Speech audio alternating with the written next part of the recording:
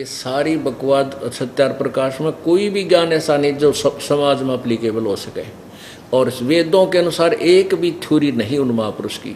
और मैं ऋषि उत्तर गजबोयो, परमात्मा की वो वाणी स्पष्ट हो जाती है। निरंजन धन तेरा दरबार, जहाँ तनिक नहीं न्याय विचार। और पाखंडी की पूजा जग में संत न कह लबाड़, अज्ञानी को परम विवेक की ओहो, इस अज्ञानी को नको मैं ऋषि, और ज्ञानी को मूड गंवार। कबीर परमेश्वर को नको तो अनपढ़ था, वो क्या जाने, वो तो अशिक्षित था। वो तेरा गजब है। अब इन शिक्षितों की देख लो कारण में, ये देखो अथ पंचम अध्याय प्रारंभ, 5वां अध्याय यजुर्वेद का। इसमें प्रथम मंत्र में ही लिखा अग्ने तनुरसी विष्णुवे तवा सोमस्य तनुरसी। 2 बार ठोक कर गवाही दे रखी है। अब इसका के अनुवाद किया स्वामी जी ने, हे मनुष्यो तुम लोग जैसे मैं जो हवि अग्नि, अग्नि का अर्थ के कर दिया स्वामी जी ने, अपनी उस अज्ञान थ्योरी को, उस रोंग थ्योरी को, उस कति अज्ञान सोच को कि भगवान निराकार है जो सत्यार प्रकाश में लिख चुके हैं, उसको ऊपर रखने के लिए अनुवाद वेदों के अर्थों का भी अनर्थ कर डाला। अब देखो, हे मनुष्यों तुम लोग जैसे मैं जो हवि अग्नि माने बिजली प्रसिद्ध रूप अग्नि के, तनु माने शरीर के समान असी माने है। बता इसकी कोई सेंस बनी, इसका कोई अर्थ बनता है इसके इनके अनुवाद का?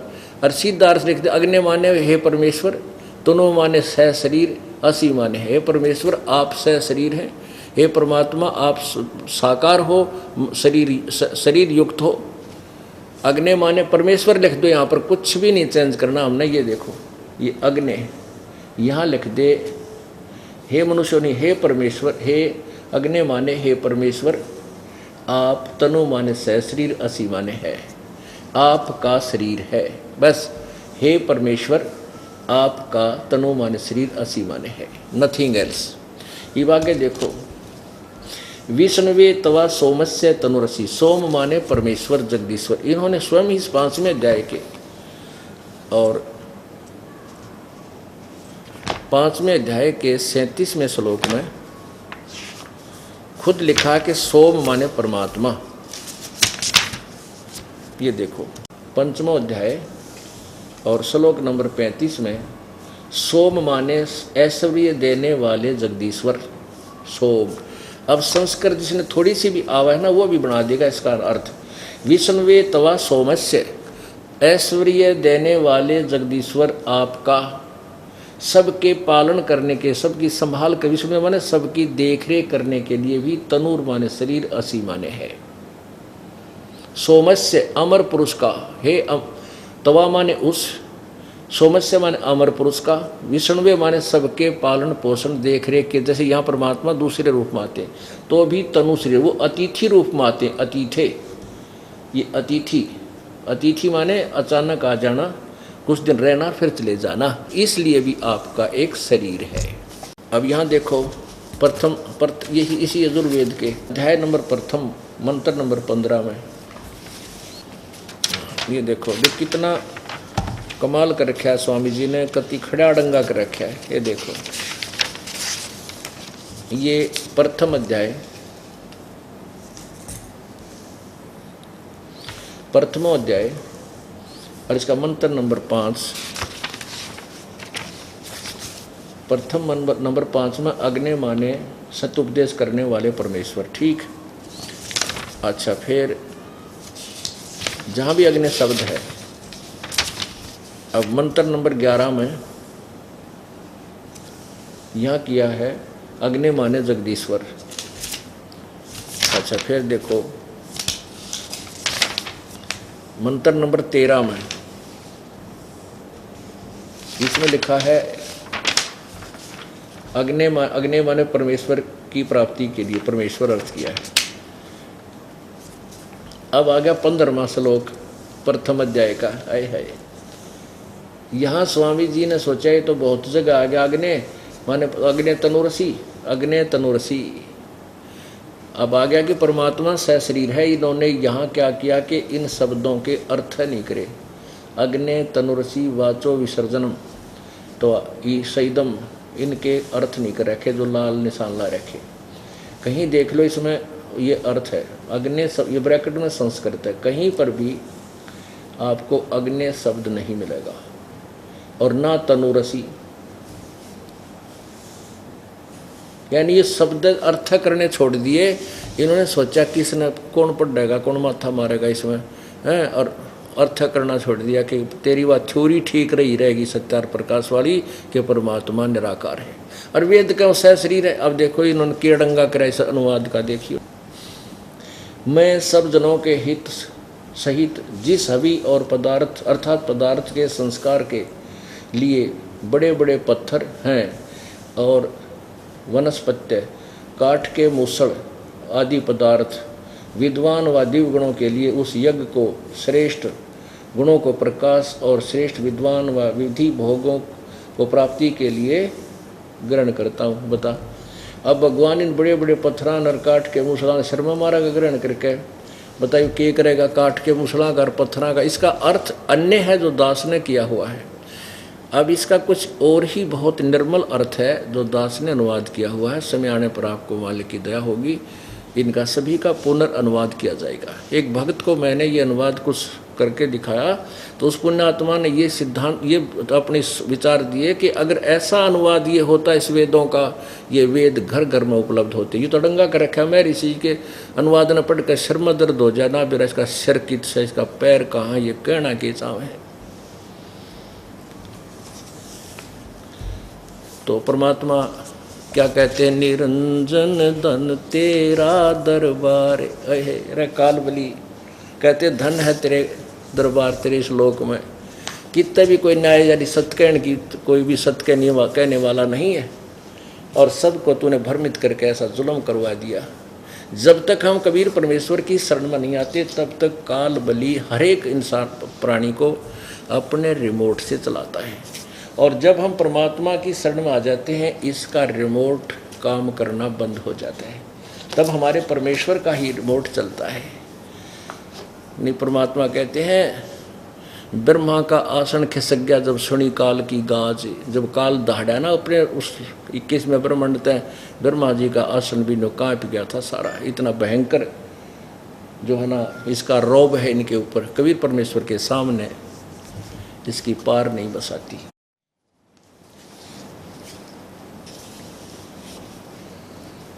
अब ये एक प्रमाण आपको और देते हैं कि परमात्मा मनुष्य जैसा है। ये देखो ऋग्वेद मंडल नंबर 1 जो महर्षि दानंद ने ही अनुवाद किया है, सूक्त नंबर 31 मंत्र 17 में उसमें स्पष्ट लिखा है कि परमात्मा मनुष्य जैसा है, मनुष्यवत। ये देखिएगा ऋग्वेद महर्षि दानंद सरस्वती द्वारा भी इसका अनुवाद है। वही है जो कहते हैं सर्वदेशी कार्य प्रतिनिधि सभा 3/5 महर्षि दान भवन रामलीला मैदान नई दिल्ली से। ये है ऋग्वेद मंडल नंबर 1 सूक्त नंबर 31 मंत्र 17। इसमें संस्कृत में है कि मनुष्यवत अग्नि, मनुष्यवत अग्नि। स्वामी जी ने अनुवाद करना शुरू किया मनुष्यवत। ये देखो मनुष्यवत, मनुष्य के जानने के आने के समान। इसका अर्थ है मनुष्यवत का अर्थ होता है मनुष्य जैसा और ये मनुष्यवत अग्नि। ये अनुवाद ऐसे होता है, इसका संधि छेद ऐसे होता है। देखिएगा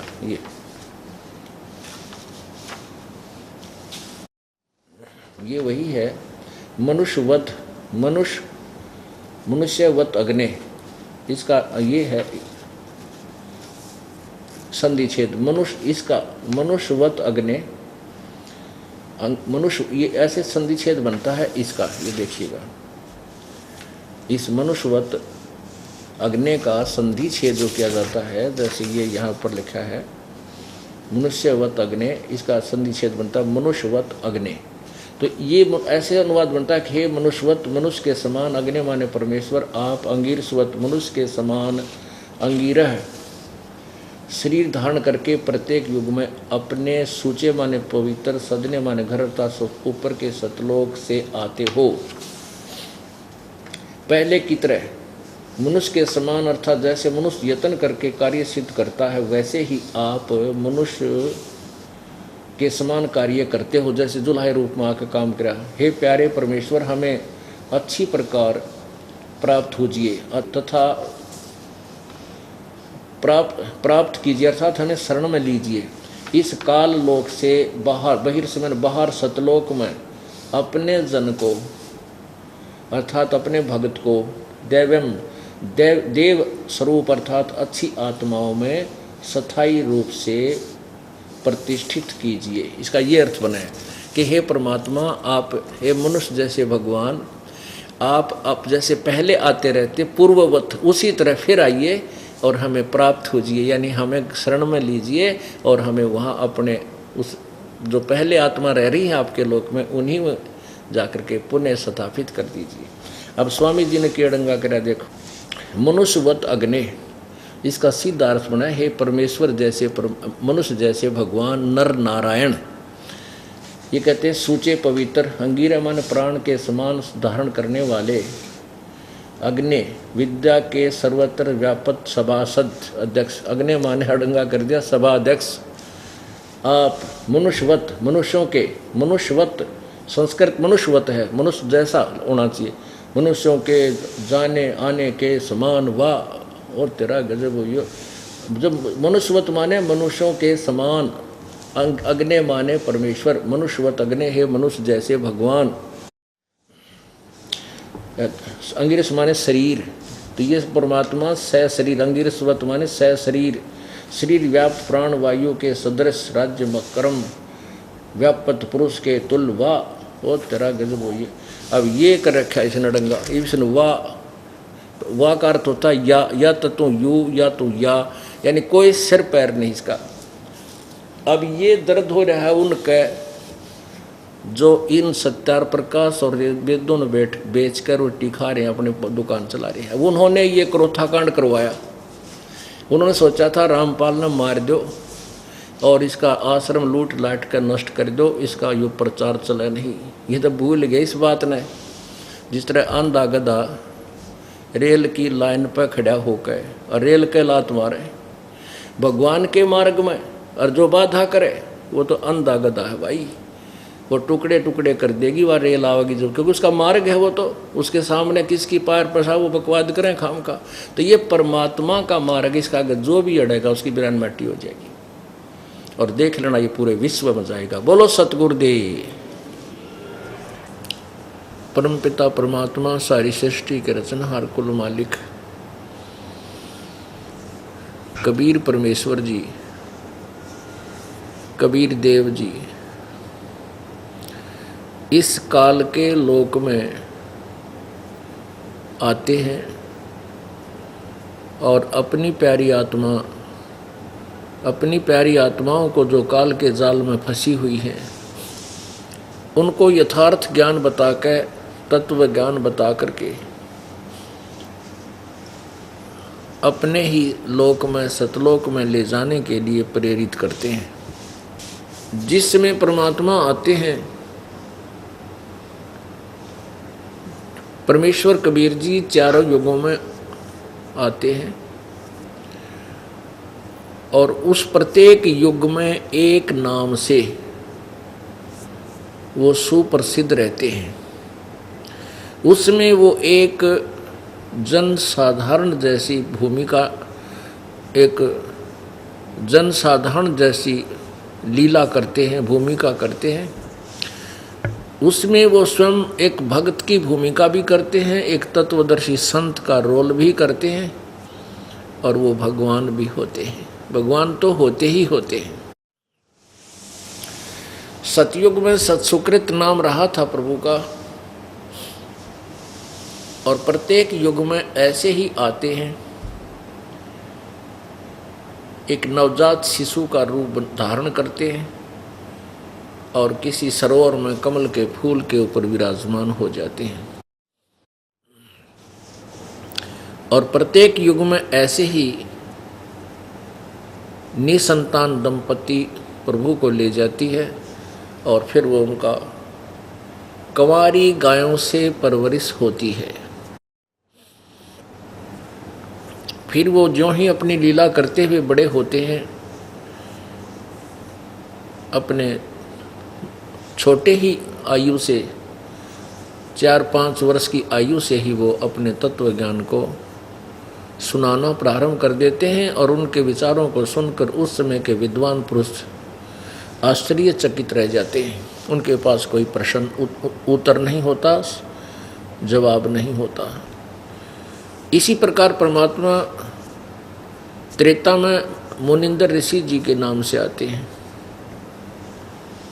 वही उसी प्रकार एक पूरा जीवन मनुष्य का जी करके उस समय के कर्तव्य कर्म करते हुए, स्वाभाविक कर्म करते हुए और यथार्थ भक्ति साधना करते और कराते हुए एक पूरा जीवन बिताते हैं और ऐसे सहशरीर आते हैं, सहशरीर चले जाते हैं। द्वापर में परमात्मा करुणामय नाम से आते हैं, उसी तरह लीला करते हैं। और कलयुग में परमेश्वर अपने वास्तविक नाम के से आते हैं, कबीर नाम से, कबीर देव नाम से। और उसी प्रकार एक नवजात शिशु का रूप धारण करते हैं और फिर शेष पूरा एक जीवन जैसे जुलाहे का रूप धारण किया, जुलाहे की भूमिका की, सातवें तत्वदर्शी संत की भूमिका की और एक सुयोग्य शिष्य की भी भूमिका की कि एक भक्त में, एक दास में कैसे गुण होने चाहिए, वो भी परमात्मा ने एक रिहर्सल करके हमारे लिए उदाहरण छोड़ा। हम उसको देख करके अपने जीवन को बहुत बार सुचारू करते हैं। जब कभी ये मन हमारी जीवन की गाड़ी को पटरी से नीचे ले जाने की चेष्टा करता है तो हम परमेश्वर के उस ज्ञान और उस भूमिका से अपने आप को सेट कर लेते हैं। परमात्मा आपको किसी भी वस्तु का अभाव नहीं होने देगा, कबीर जी, ये समर्थ शक्ति है। लेकिन ऐसी वस्तु जो आप डिमांड करते रहोगे वो नहीं देंगे जो आपके मोक्ष में बाधक हो। पुण्यात्माओं, यदि आपने यही जन्म मृत्यु के चक्कर काटने हैं और इसी काल के जाल में रहना है तो और संत बहुत हैं, वहाँ अपना जाओ, धक्के खाओ और मरते जन्मते रहो। ये यहाँ केवल हमारा मूल उद्देश्य ये है कि आपका जन्म मृत्यु का रोग यूँ सदा के लिए कटे। उसके लिए आप जी को परमेश्वर के प्रत्येक नियम का पालन करना होगा। अब जैसे आप ज्ञान सुनकर आते हो, 10% भक्तजन केवल यही सुनकर आते हैं कि वहां पर सब दुख दूर होते हैं। बहुत ही अच्छी बात है, क्योंकि ये बिल्कुल सत्य है कि यहाँ पर सब दुख दूर होते हैं। लेकिन एकाध दुख ऐसा होता है जो परमात्मा दूर नहीं करेंगे, जो कि आपको उसके दूर करने से आपका मोक्ष मार्ग में बाधा बन जाएगा और ये काल का चक्कर ज्यों का तो बना रहेगा, तो उस सुख को आपको नहीं देंगे, उस दुख का निवारण नहीं करेंगे। उदाहरण के तौर पे जैसे कोई निसंतान है, वो यहाँ केवल संतान के लिए ही आता है, क्योंकि ऐसे लाखों हजारों कई लाख उदाहरण हैं जिनके 8-8 कई हजारों उदाहरण हैं जिनके 8-8 10-10 20-20 वर्ष 15-15 वर्ष शादी न हो गए थे और उनका संतान दे दी परमात्मा ने आते ही। और कुछ ऐसे भी उदाहरण हैं 2, 4, 10 जो मुझे मेरी नोटिस में है कि उन्होंने लगभग 4, 5, 6 वर्ष उपदेश लिया नवलियर, उनका संतान मालिक ने नहीं दी और वो दृढ़ता के साथ फिर भी मालिक पर विश्वास किए हुए हैं कि जो परमात्मा करेंगे हमारे लिए सही करेंगे। इसके बीच में एक बहुत बड़ा रीज़न है, कारण है। जैसे द्वापर युग में परमेश्वर कबीर देव जी आए थे। उस समय एक सुदर्शन यानी वाल्मीकि जाति में उत्पन्न सुदर्शन नाम के एक भक्त थे।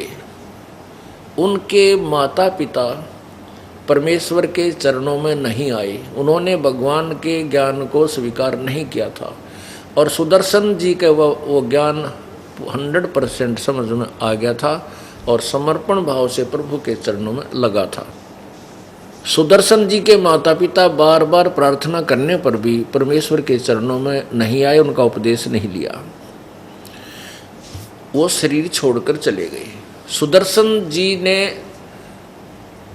परमात्मा से एक ही प्रार्थना की रह कर कि परमात्मा मेरे माता पिता बहुत ही नेक आत्मा थे और वो शास्त्र विरुद्ध साधना भी करते थे, आपके ज्ञान को उन्होंने स्वीकार नहीं किया। प्रभु आप किसी जन्म में जब भी उनको मनुष्य जीवन मिले आप अपने चरणों में लेना। अब तो वो नहीं मान पाए, दुर्भाग्य था उनका। ये कई बार प्रार्थना की, परमात्मा उनको कहते रहे कि सुदर्शन आपका और आपके माता पिता का इतना ही संयोग था, आप चक्कर में क्यों पड़ रहे हो, वो अपने कर्म पाएंगे, आप अपने कर्म बनाओ। तो कुछ दिन वो चुप रहता था, लेकिन फिर भी वह कमजोरी रह कर उदय हो रही थी। परमात्मा ने सोचा कि ये नालायक माँ बाप के ममता में यो भी काल के जाल में पाँव फंसाए रह जाएगा, ये भी पैर फंसा लेगा। तब परमेश्वर ने कहा था बेटा चिंता मत करे, तेरे माता पिता को मैं पार कर दूंगा। जब परमेश्वर के मुखारविंद से ये शुभ वचन सुने तो वो निश्चिंत हो गया कि अब प्रभु ने वचन दे दिए हैं, अब उनका कल्याण होगा ही होगा।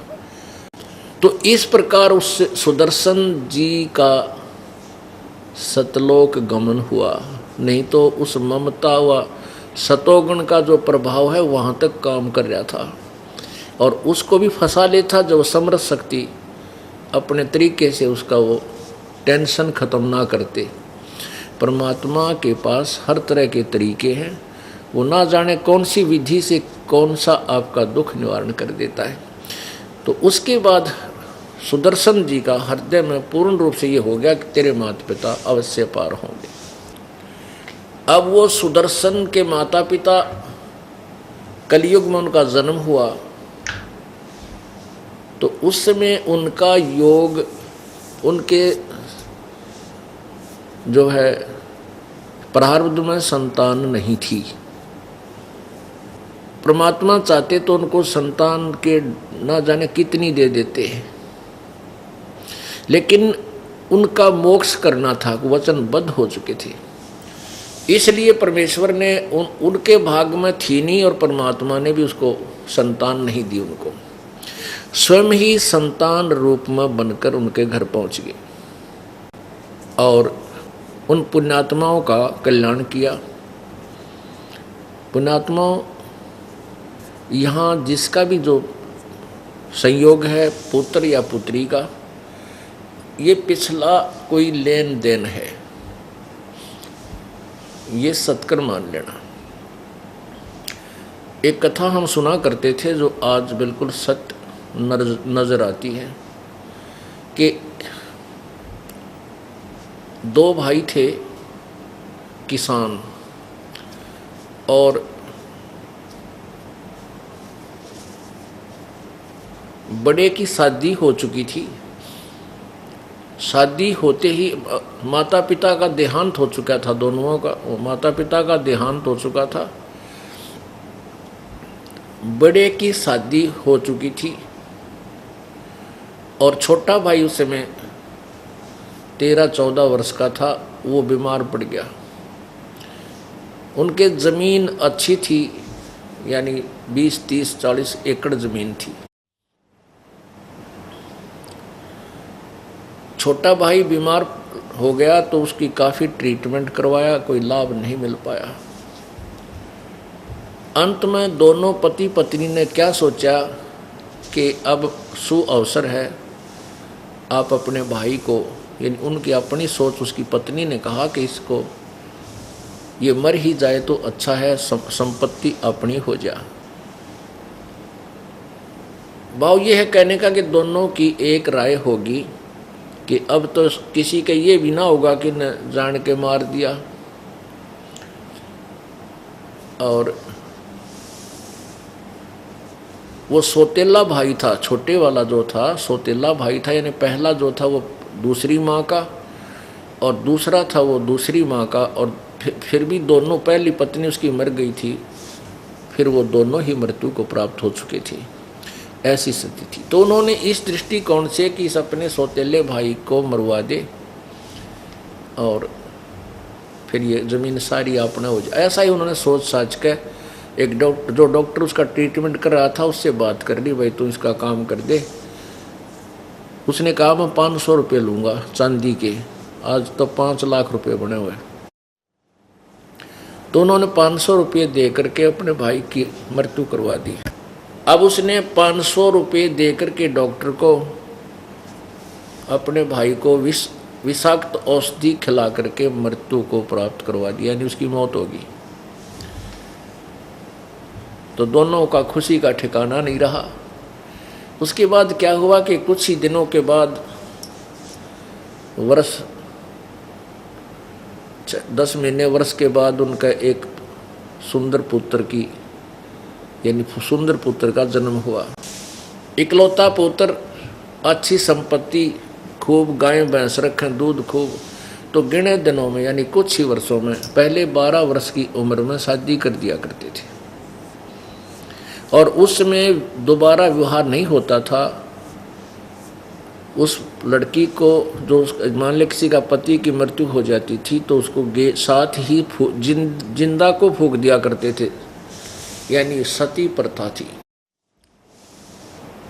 अब क्या हुआ कि जब वो लड़का 17-18 वर्ष की उम्र का हो गया, उसकी शादी कर दी, ब्याह कर दिया।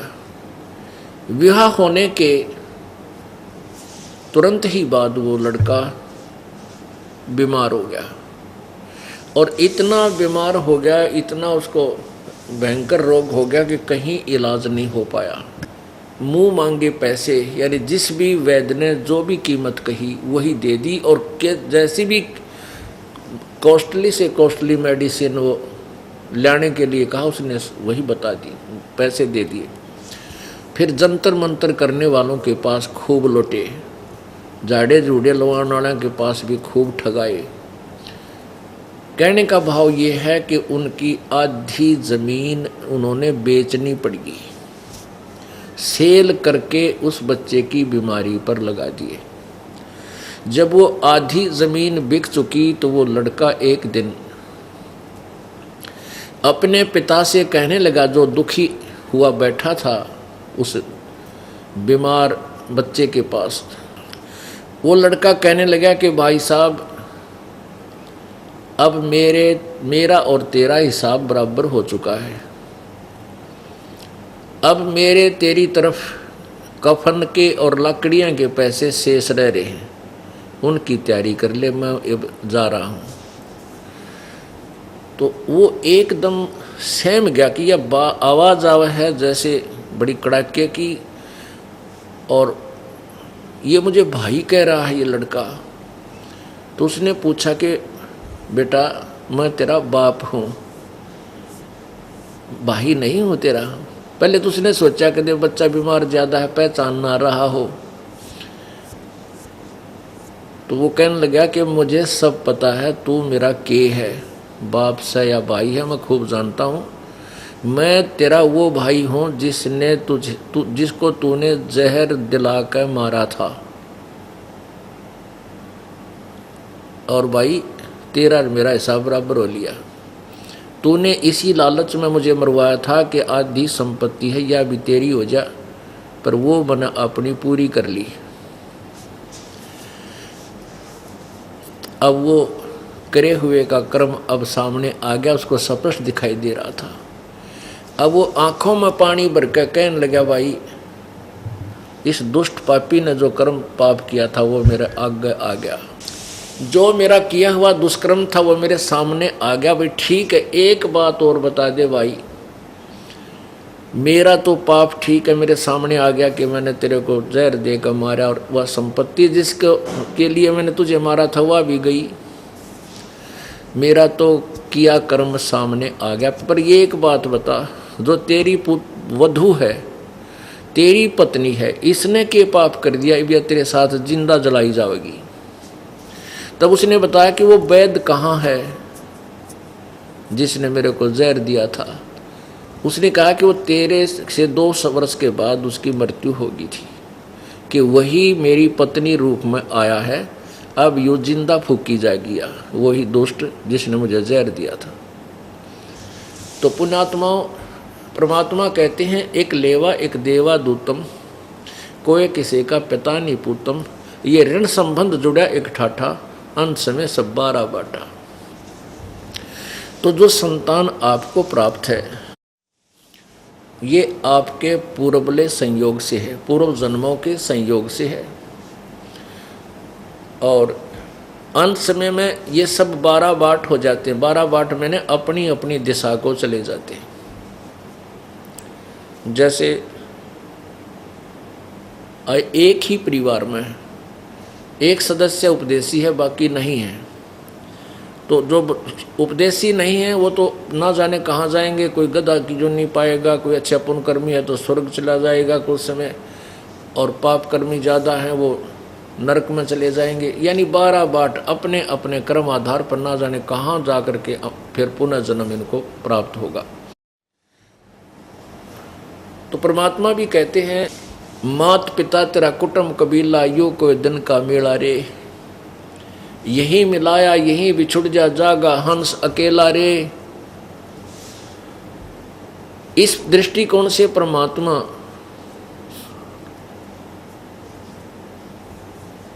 ये बताना चाहते हैं कि जिनका संतान नहीं है उनका पिछला बखेड़ा समाप्त है, उनका कोई लड़यार नहीं है, पिछले जन्म का कोई डिमांड, कोई ऋणी नहीं है वह किसी के। अब वो चाहते हैं कि हम ऋणी हो जावा, परमात्मा नहीं होने देगा। अब शुगर के मरीज को बताओ कौन चीनी खाने का अलाउड करेगा, डॉक्टर तो नहीं कर सकता। तो ऐसे स्थिति में जिनको संतान नहीं है और वो संतान उद्देश्य से यहाँ आए हैं, कुछ दिनों के बाद 1 वर्ष 2 वर्ष में उनको ये समझ में भी आ जाएगी कि ये क्या ज्ञान है। तो फिर उनको ये समझ लेना चाहिए कि यहाँ भी अगर संतान नहीं है तो पृथ्वी पर कोई संतान देनी भी नहीं है आपको। इसलिए परमेश्वर के चरणों में समर्पण कर देना चाहिए, प्रभु जैसे आप रखो ऐसे ही ठीक है, अपना पीछा छुटवा लो। फिर क्या होगा, मान लीजिए वो यहाँ से छोड़कर कहीं चले जाएंगे, फिर यू काल उनकी के दुरुक्ति करेगा, लोरे तो मिलने को नहीं, संतान तो मिले को नहीं। अगर यहाँ नहीं मिलेगी तो क्या होगा उनके साथ में, अंत समय में वो संतान की तरफ में मर जाएंगे। कैसे होगी दुरुक्ति उन लोगों की। पहले समय में तो एक दूसरे की शर्म लाज बहुत गणी थी। मान ले किसी का भाई का या बहन का कोई बच्चा गोद ले भी लिया तो वो थोड़ी बहुत सेवा कर दिया करता था बुढ़ापे में। और आज तो कति बट्ठा बैठ रहा है, वो किसी की मान ले किसी की के पुत्र को गोद ले लेंगे और जब वो बूढ़े होंगे वो कोई ना सेवा करे, सेवा नहीं बन सकती, क्योंकि वो पाप, जैसे मान लिया अच्छे भी कोई मिल गए बच्चे और उनका जो पीड़ा हो रही है, दर्द है, वो तो उन्हें भोगना ही पड़ेगा। बच्चे हैं वो बैठकर रो सके हैं, दुख में दुखी ही हो सकते हैं, उस किए हुए पाप का बंटवारा नहीं कर सकते। दूसरी बात उसके मन में क्या आवेगी, जो गोद ले रखा होता है वो लड़का चाहे कितनी सेवा कर ले और उसकी पत्नी भी कर लो, लेकिन उनका पेटा नहीं भरे। उनके मन में नहीं होगी, जब मेरा पुत्र होता था मेरे इतनी सेवा करता है, क्या मुझे इतना दुखी होने देता। कहने का भाव ये है कि अंतिम समय में भी वो पुत्र यानी संतान प्राप्ति की डिमांड में मर जाते हैं। फिर युग काल उनको क्या देता है, सुअर सूरी बना देता है। उस बहन को फिर सुअरी बना देता है, कहता ले तेरी डिमांड संतान की थी, 18 पैदा कर एक सीजन में, अब 9 बिरान माटी करेगा उसकी, ले 18 जाम ले तना संतान की भूख थी तय। तो पुण्यात्मा ये समय दिया प्रभु ने, ये तत्व ज्ञान दिया परमेश्वर ने, इसके आधार से इसके रोशनी में इस काल के कांटा ते निकल इधर उधर होकर अपना भाग लो, सतलोक की तरफ दौड़ लगा दो। दे तो भला परमात्मा की रजा है, उसके बच्चे को हम पाल पोष देंगे। और मान ले हमें नौकरी नहीं देता किसी बच्चे की, तो कोई बात ना, अपना कल्याण करवा के और पीछा छुड़वा लो। तो परमेश्वर प्रत्येक युग में आते हैं, अपने इस तत्व ज्ञान को स्वयं ही समझा बुझा के अपने बच्चों को यहाँ से हलाते हैं, यहाँ से उनको काल के जाल से निकालने के लिए तैयार करते हैं।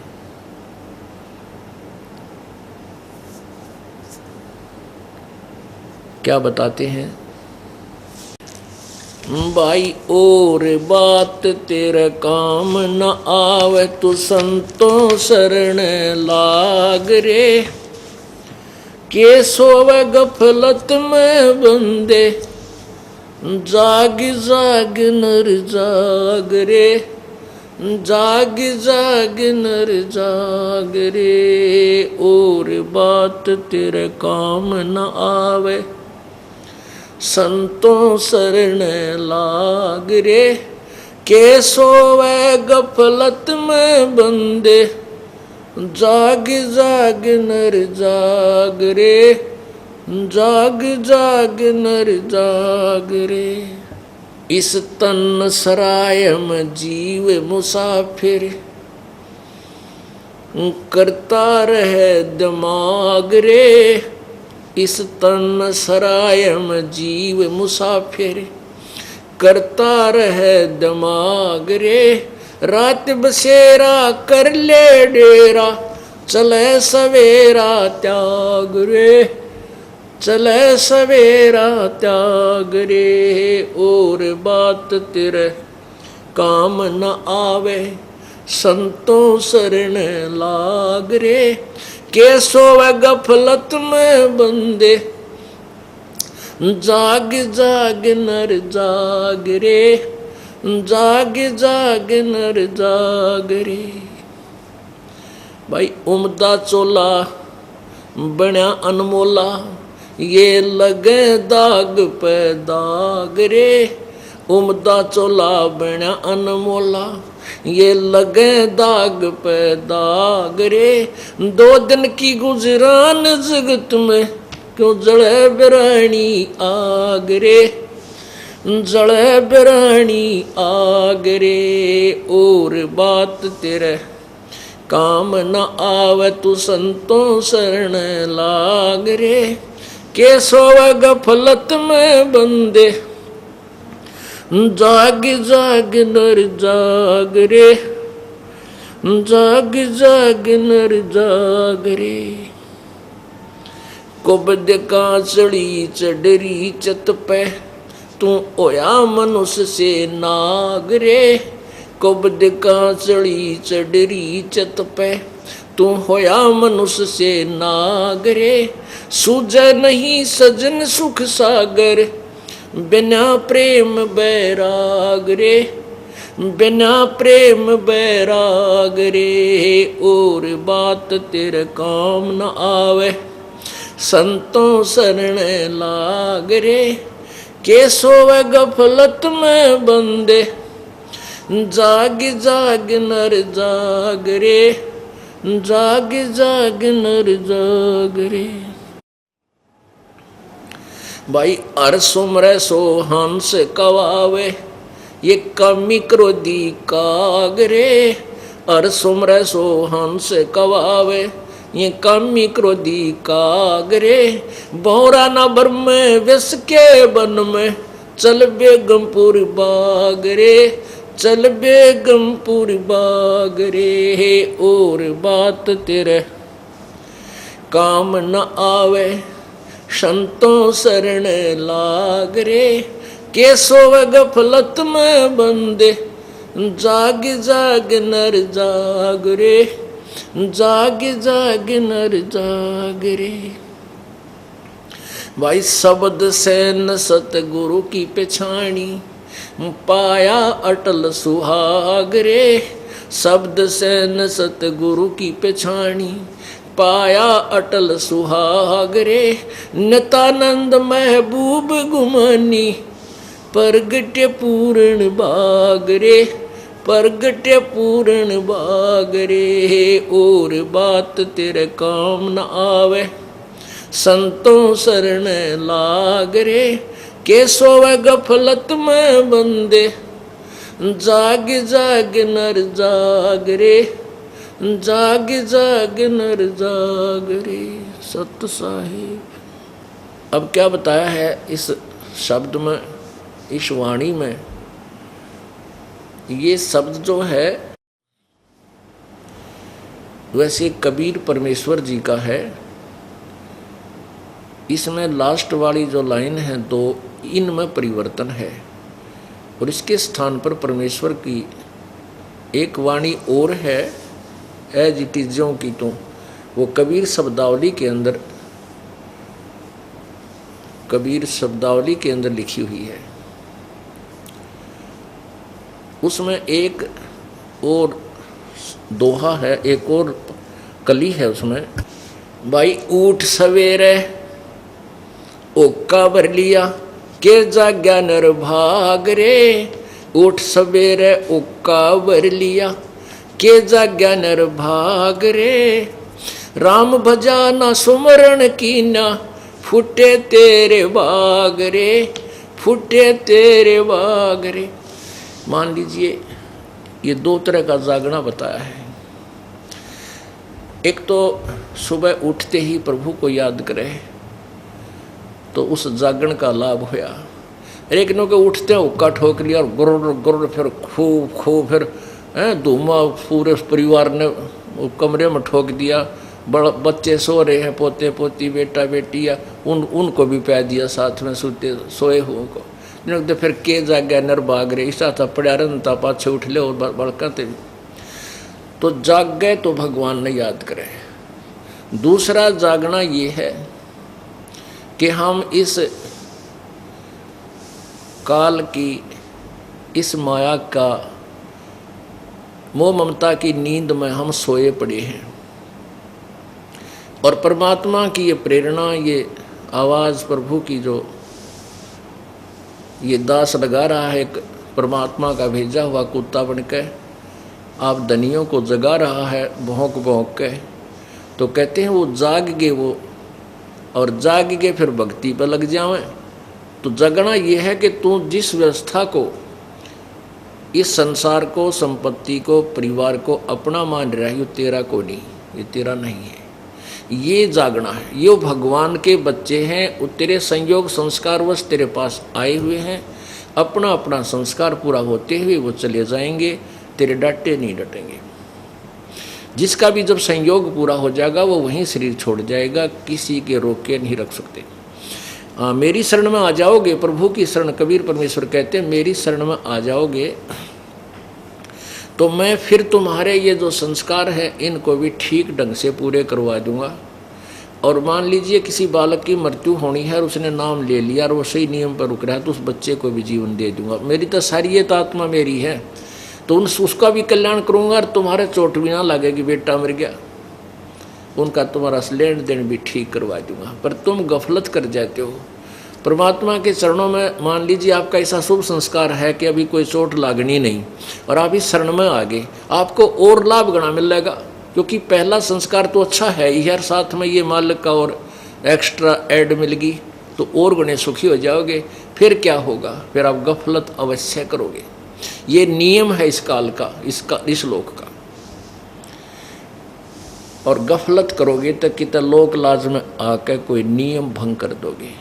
और नियम भंग होने के बाद मान लीजिए कोई ऐसा बुरा संस्कार आपका आसपास था कि जिससे कोई घटना, दुर्घटना ज़बरदस्त घटनी थी, तो फिर वह घट जाएगी, वो आपका चोट लग जाएगी, क्योंकि आपने परमात्मा का जो कंबल दिया था सर्दी से बचाव के लिए वो उतार दिया, फिर नमूनिया होगा ही होगा।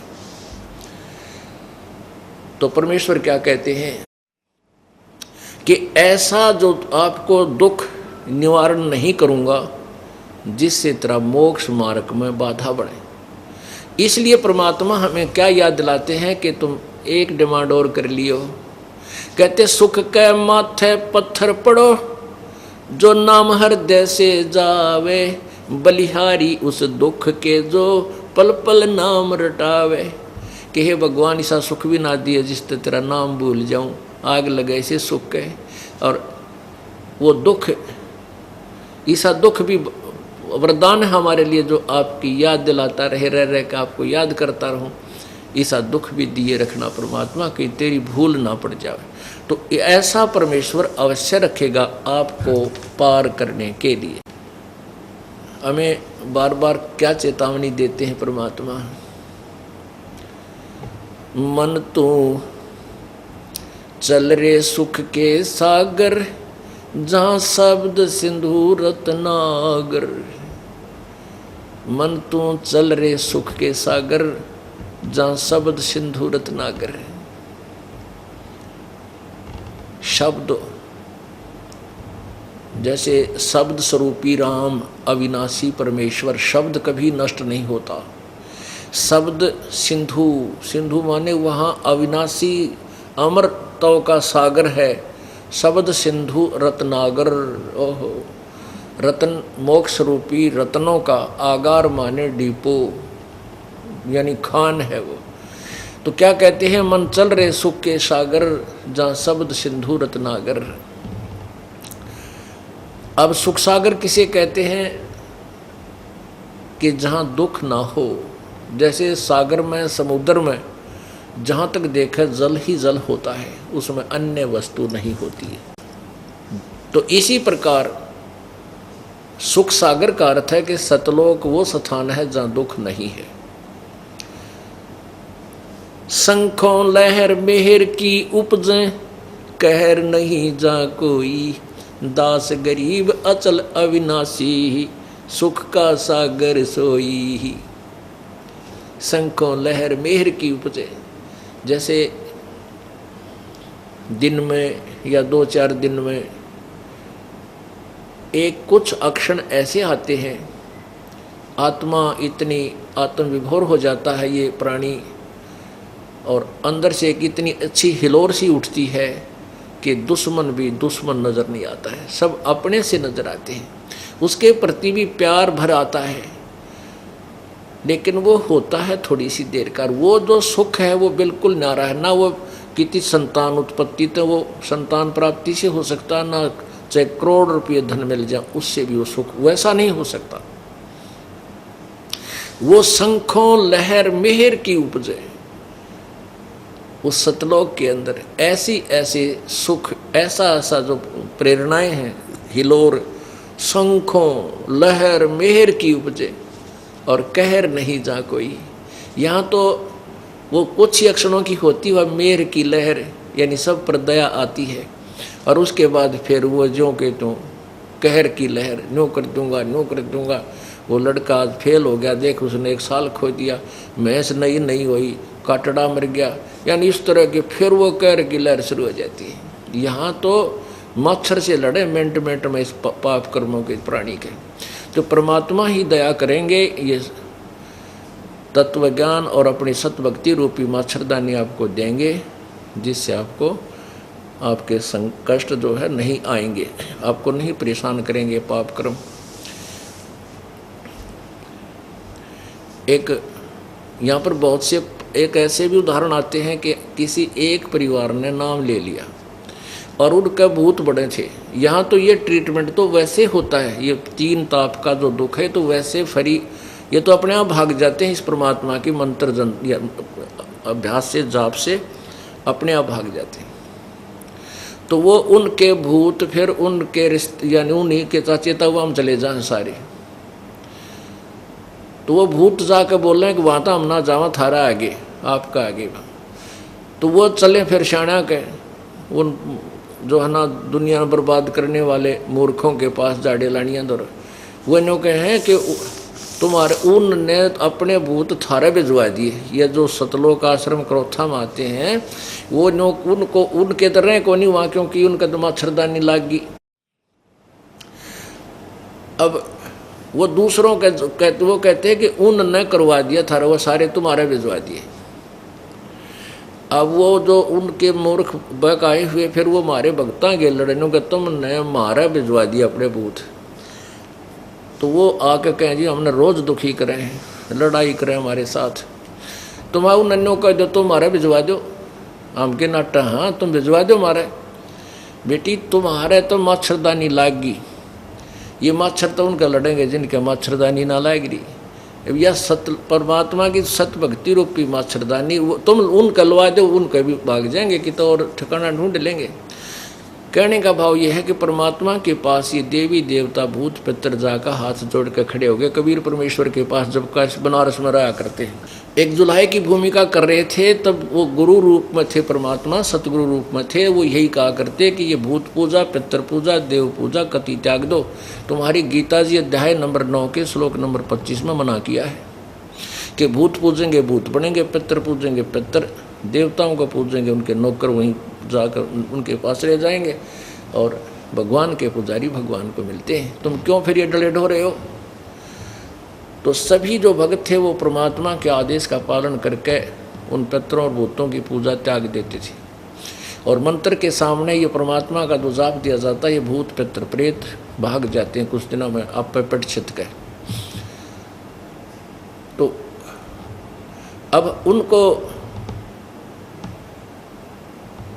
परमात्मा के पास ये सभी जाकर खड़े हुए कि हमने ठोर बता गुरु महाराज जी, आपके पुजारी तो हमें नहीं पूज रहे हैं। परमात्मा बोले जो मुझे नहीं पूजते वो उनको लूटो खाओ, जो मेरी पूजा हमारी पूजा नहीं करते, जो मेरे शरण में नहीं है, बाकी तुम्हारे लिए है, उन्हें खाओ, उनके उनसे धरवा लो, पाँचों लत्ते हैं बनवा लो, मंडी उन जा करके कुछ भी करवाओ। देवी देव ठाढ़े भये हमको ठोर बताओ। परमेश्वर बोले जो मुझको पूजे नहीं उनको लूटो खाओ। देवी देव ठाढ़े भये कि हमको ठोर बताओ, हमें जगह दो, कहाँ जाएं? परमात्मा बोले जो मुझको नहीं पूजते वो उनको लूटो खाओ, उनके पास जाओ, वो तुम्हारे लिए छोड़ रखे। तो पुण्यात्मा जो भी परमेश्वर की शरण में समर्पण हो जाएगा, ले लेगा, उनका ये पितर भूत प्रेत सब भाग जाएंगे। अगर वो कुछ दिन परेशान करते हैं तो आपकी वीकनेस के कारण आप दोगले से चलोगे जब तक होगा। जिस दिन आप अनन्य मन से प्रभु के चरणों में समर्पण कर दोगे फिर नहीं रहेंगे। ढूंढे भी ना पाओ, पड़ोसियाँ तो भी दूर भागेंगे। आपके घर में जो परमात्मा की मंत्र वाणी चलेगी उससे भी उनका तीर से लगते हैं, ये भाग जाते हैं डरते। इस मालिक की वाणी में इतनी शक्ति है। और मंत्र का तो कहना है कि जो जाप आपको दिया जाता है सिमरन करने का, मोक्ष के लिए तो है ही है, लेकिन अन्य जो दुखदायी तत्व हैं वो भी दूर भाग जाते हैं। आपके ऊपर कभी भी कोई आपत्ति आवे, किसी भी प्रकार की कोई आकृति भयंकर, या अपने कोई स्वप्न में एक अपना नियम बनाओ, याद रखो इस बात को, उसी समय आप जो है ना श्वास का सिमरन, जो सत्य नाम है इसका सुमरण शुरू कर दो, तो उससे सिमरन करते ही वह सब भाग जाएंगे, निकट नहीं रहेगा, चाहे कितने भयंकर आपके ऊपर आपत्ति आ गई हो।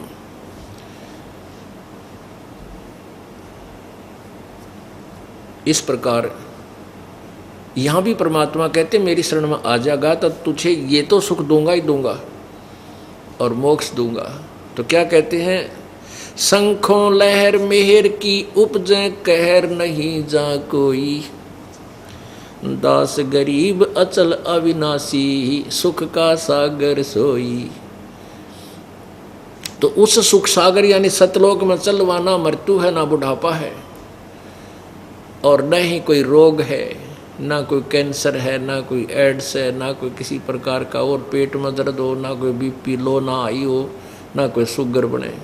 ऐसा अच्छा शरीर हमें मिलेगा वहाँ पर जो बिल्कुल उसमें कोई डिफेक्ट नहीं होता, कोई रोग नहीं होता। पुण्यात्माओं अपनी मृत्यु तो होगी, इसमें तो नो डाउट, मृत्यु तो होगी ही होगी, 10 दिन आगे पाछा होगी।